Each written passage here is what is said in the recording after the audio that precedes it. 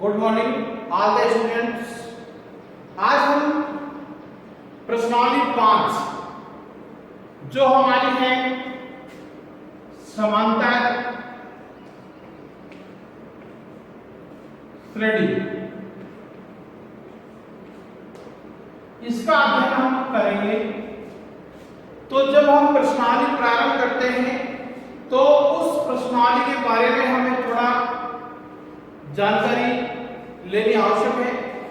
इसलिए इस प्रश्नावली के बारे में मैं आपको बता देता हूं कि समांतर श्रेणी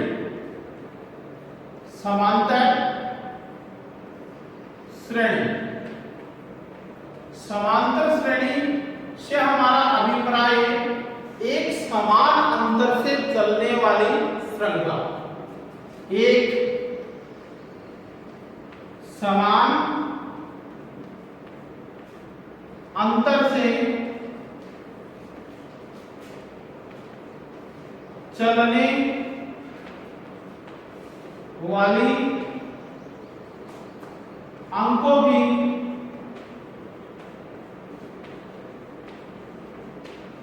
श्रृंखला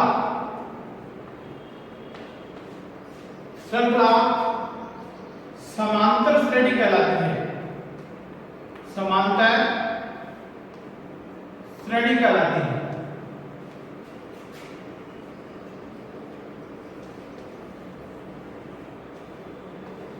समांतर श्रेणी कहलाती है। जैसे यहां हम एग्जांपल लें, जैसे 2 4 6 8 इस तरीके से चलने वाली एक श्रृंखला समांतर श्रेणी होती है, जिसमें समान अंतर होता है। जैसे 2 के बाद 4 है तो 2 का अंतर है, 4 के बाद 6 है तो इसमें भी 2 का अंतर है, 6 के बाद 8 है तो इसमें भी 2 का अंतर है। तो इस प्रकार से जो चलती है श्रृंखला उसको हम समांतर श्रेणी कहेंगे। ठीक है। अब इस प्रश्नावली में कुछ शब्दावलियां हैं आपकी, जैसे प्रथम पद।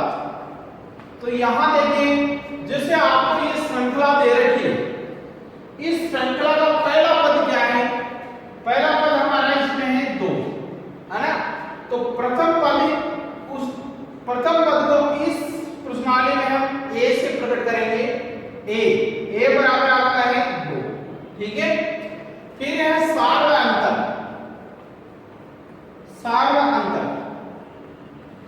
अंतर को हम डी से व्यक्त करेंगे। ठीक है। तो सार्व अंतर ज्ञात करने का एक तरीका है, कोई भी श्रृंखला हो, उस श्रृंखला में यदि हम a2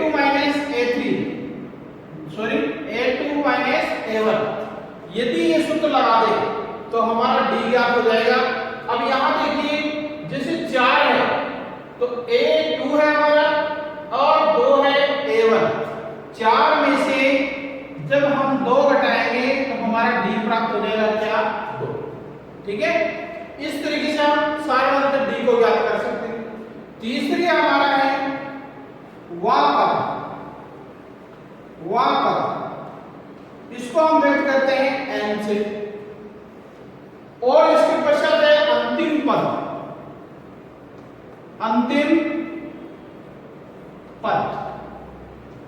पद को हम व्यक्त करेंगे एन से। ठीक है। और पदों का योगफल इसको हम व्यक्त करेंगे एसएन से। ठीक है। तो ये इस प्रश्नावली की शब्दावली है। इसी के आधार पर हम प्रश्नावली को हल करना सीखेंगे। तो हम देखते हैं प्रश्नावली 5.1 के प्रश्नों को हम हल करेंगे। तो देखें 5.1। तो प्रश्नावली 5.1 का पहला प्रश्न है, निम्नलिखित समांतर श्रेणी के लिए प्रथम पद ए एवं सार्व अंतर डी ज्ञात कीजिए। आपको क्या ज्ञात करना है? एक समांतर श्रेणी आपको दे रखी है, उस समांतर श्रेणी में आपको प्रथम पद ए और सारा अंतर डी ज्ञात, दो चीजें। तो देखिए पहला प्रश्न है 6, 9, 12 और 15। तो इसमें प्रथम पद आपका प्रथम पद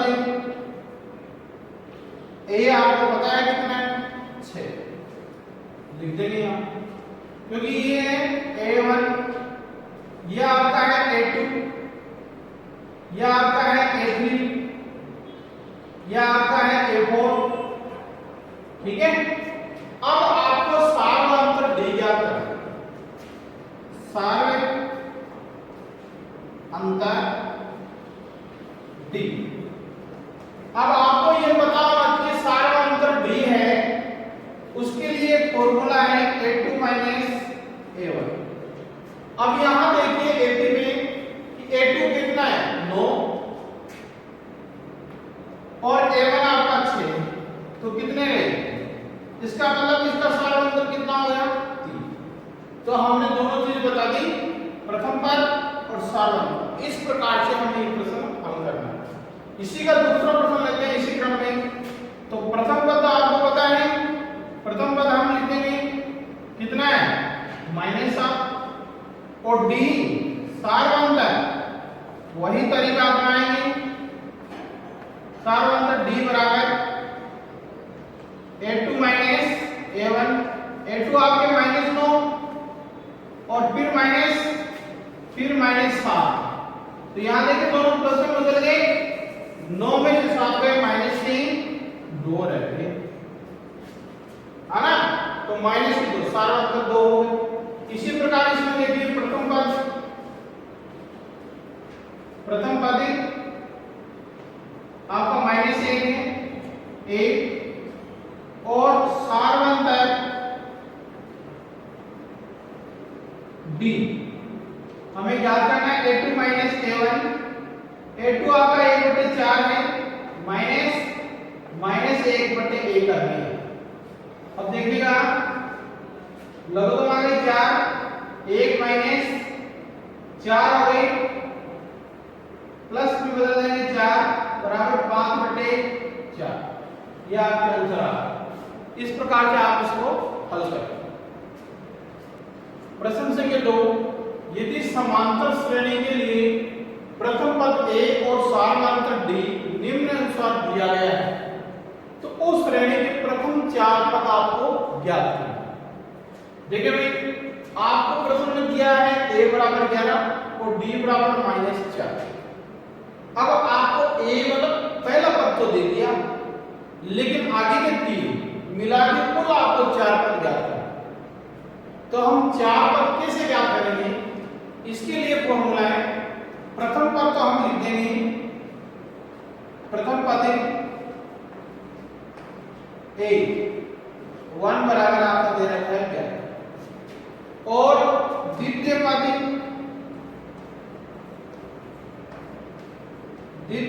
A2, इसके लिए फॉर्मूला है A प्लस B।